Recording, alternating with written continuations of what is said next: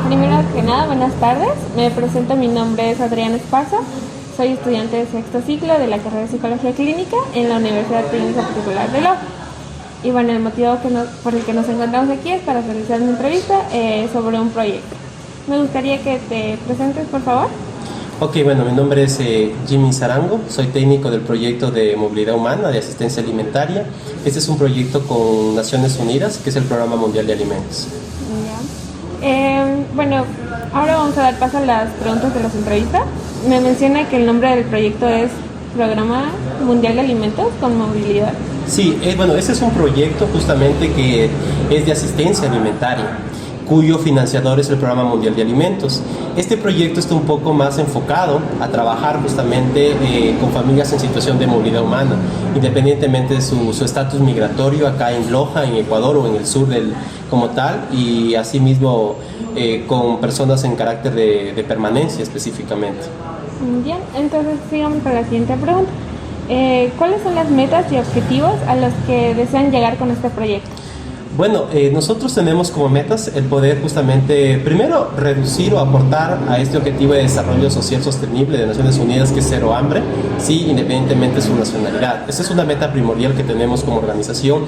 Y otra meta también es justamente cerrar brechas sobre los temas de nutrición y alimentación que tienen estas familias, porque al hablar de situación de movilidad humana, esto implica un poco el poder justamente ver que no solamente tienen esta vulnerabilidad, que es el tema de alimentos, sino también la vulnerabilidad de educación, de salud, sí, y de vivienda. Entonces, por lo menos es reducir una de esas necesidades mediante la asistencia alimentaria como tal. Esa es nuestra meta en sí, acá en Loja y en Zamora Chinchipe, que trabajamos. Me parece bien. Sigamos con la siguiente pregunta, entonces. ¿Tal vez contaron con el financiamiento de otras empresas o financiamiento externo? Netamente el proyecto está financiado por el Programa Mundial de Alimentos, digamos, es el financiador total, digamos, mayoritario y el único que damos. A nivel de aquí de Loja y de Zamora Chinchipe trabajamos con otros actores locales, que son ONGs o parte de la sociedad civil, pero también con instituciones del Estado. Siempre articulamos, como te decía, el solo hecho de trabajar en asistencia alimentaria también es la necesidad de ver el tema de educación, remitimos al Ministerio de Educación, vemos también el DA de nutrición, ¿no es cierto?, su estado de salud, remitimos a la coordinación zonal de salud. Entonces trabajamos con estos entes, pero en la parte ejecutoria, mientras que en la parte de financiamiento es el programa como tal que nos financia, que es el Programa Mundial que es, de Alimentos, que es la agencia justamente de Naciones Unidas. Bien, entonces los recursos humanos serían todas estas ONG que usted me menciona, y los recursos financieros sería ¿se me fue el nombre? Lo de las naciones que financia totalmente. Sí, bueno, este proyecto, si hablamos de recursos económicos, financieros, es la Agencia de Naciones Unidas que da, ¿no?, que provee el recurso como tal. Mientras cuando hablamos de recursos humanos, hablamos del equipo técnico. En esta oficina trabajamos 3 personas que cubrimos diferentes sectores y cubrimos lo que son las atenciones día a día para poder sobrellevar. Y lo que te menciono, que son instituciones públicas y privadas, hablamos básicamente de actores humanitarios o estas alianzas que hacemos en territorio para dar la sostenibilidad del mismo. Ya, me parece súper interesante. Sigamos. ¿Quiénes serían los beneficiarios de este proyecto? Los beneficiarios son todos los niños, niñas, adolescentes, jóvenes, mujeres, adultos mayores, personas de la comunidad LGBTI, que también cubrimos y damos la asistencia alimentaria, y también mujeres en periodo de gestación. Entonces, como puedes ver, cubrimos todos los grupos de atención prioritarios. Es un proyecto muy diverso, muy amplio. El único requisito es justamente que estén en situaciones de movilidad humana. No trabajamos, o el proyecto no está orientada, por ejemplo, ecuatorianos y ecuatorianas.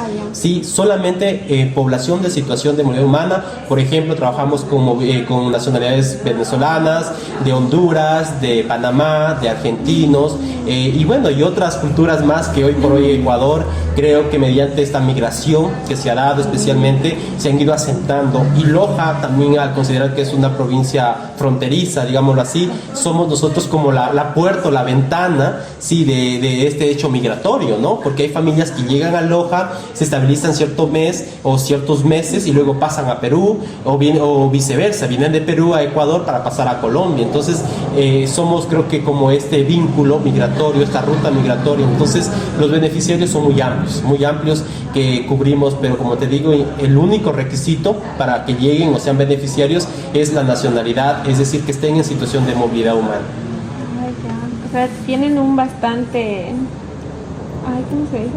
Trabajan más con personas extranjeras. Sí, la población directa es movilidad humana, migrantes, ¿no? Independientemente de su estatus migratorio, que puede ser legal, ilegal, ¿no es cierto? Refugiados también, que da, ¿no es cierto?, como tal el estatus migratorio, pero de forma indirecta llegamos también a otros públicos. Entonces, el proyecto no solamente cubre a la jefa del hogar, ¿no es cierto?, porque este proyecto también tiene un énfasis en tema de género, que es muy importante. ¿Por qué de género? Porque apostamos mucho por el empoderamiento de las mujeres, y más aún cuando hablamos de una asistencia alimentaria, de saber que la mujer, ¿no es cierto?, comúnmente sus tareas, sus estereotipos culturales, es la proveedora o la que conoce qué necesitan sus niños y niñas. Entonces, comúnmente las familias que vienen acá y que califican a la asistencia alimentaria, en sí las beneficiarias son las mujeres como tal. Sí, que eso es muy importante y lo hemos bastante prevalecido. Entonces la mayoría beneficiarias son aquellas mujeres encargadas de un hogar o mujeres que tienen también compuestas en monoparental, ¿no es cierto?, familias en monoparental que también han venido muy a menudo acá en este proyecto. Me parece interesante esto de la ayuda a las mujeres más que nada. Y la última pregunta sería, ¿durante el proceso del proyecto se presentaron dificultades? Sí, muchas dificultades. La xenofobia, que creo que es un hito cuando hablamos de movilidad humana muy latente, ¿no? Porque como ecuatorianos y ecuatorianas estamos acostumbrados quizás a ver la xenofobia desde otra perspectiva, pero a veces es importante también recordar que los ecuatorianos y ecuatorianas también vivimos una migración. Recuerdan cuando nuestra familia salió a otro país. Entonces es ponernos en esa situación. Cuando papá, mamá, quizás su familia fue a otro país, ¿cómo lo miraron? Y cuando ahorita nosotros tenemos la oportunidad de estar en el otro lado, ¿cómo los vamos a recibir?